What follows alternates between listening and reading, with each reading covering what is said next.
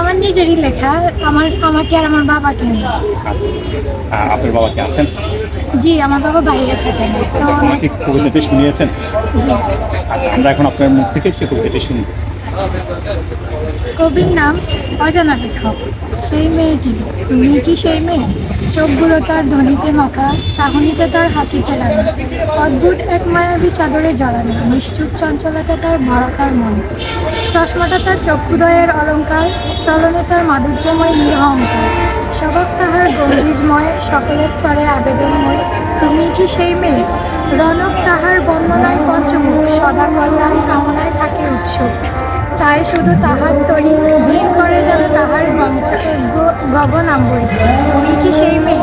ধন্যবাদ আপনাকে অসংখ্য, খুব অসাধারণ লিখেছেন।